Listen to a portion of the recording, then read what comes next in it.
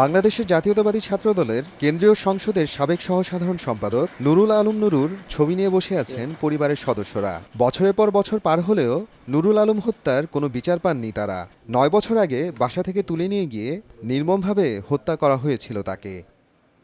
জানা যায় ২০১৭ সালের ২৯ মার্চ রাতে চট্টগ্রামের চন্দনপুরা এলাকার বাসা থেকে নুরুল আলম নুরুকে সাদা পোশাকে তুলে নিয়ে যাওয়া হয়। পরদিন সকালে রাউজানের বাগোয়ান ইউনিয়নের কোয়েপাড়া এলাকায় কর্ণফুলী নদীর তীর থেকে গুলিবিদ্ধ ও হাত পা বাঁধা অবস্থায় তার মরদেহ পাওয়া যায়। ৩১ মার্চ জমিয়াতুল ফালাহ মসজিদ মাঠে জানাজা শেষে পারিবারিক কবরস্থানে দাফন করা হয়।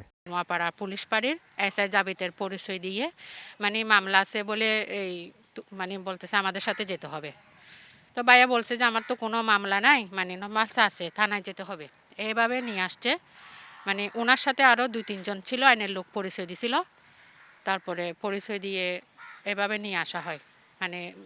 রাতে আমরা যখন খবর হয় সব মোবাইল টোবাইল নিয়ে ফেলছিল, দেখছি উপর হয়ে আছে, গায়ে একটা লুঙ্গি ছিল, তারপরে হাত হাত বাঁধা ছিল, চোখ চোখ চোখ বাঁধা ছিল কালো কাপড়ে। তো আমরা দেখলাম জোয়ার আসতেছিল, নিচে একদম নিচে ছিল।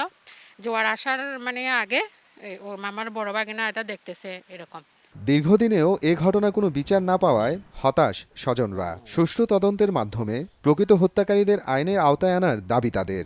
ঘটনার ৭ বছর পর ২০২৪ সালে ১৭ জনের নাম উল্লেখ করে নগরীর চকবাজার থানায় মামলা করেন প্রয়াত নুরুল আলমের স্ত্রী সুমি আক্তার। যারা এই হত্যাকাণ্ডের সাথে জড়িত, প্রশাসন সহ যারা এই সন্ত্রাসী বাহিনী জড়িত, দলীয় পরিচয়ের ঊর্ধ্বে উঠে আমি সবাইকে গ্রেপ্তার করার জোর দাবি জানাচ্ছি। আওয়ামী লীগের দোসররা ওনাকে রাতে ওই ডিগ্রি কলেজে, লাজারডি ডিগ্রি কলেজে অনেক মারধর করছিল। ওরা চিনি না, আমরা চাই শুধু তারেক জিয়ার কাছে ওই নুরু মামার এটা সুষ্ঠু বিচার চাই আমরা। তারেক জিয়ার কাছে আমার অনুরোধ, আমি বোন হিসাবে, আমাদের কিছুই নাই, আমাদের কোনো সহায় সম্বল নাই। এই ভাইয়াই ছিল।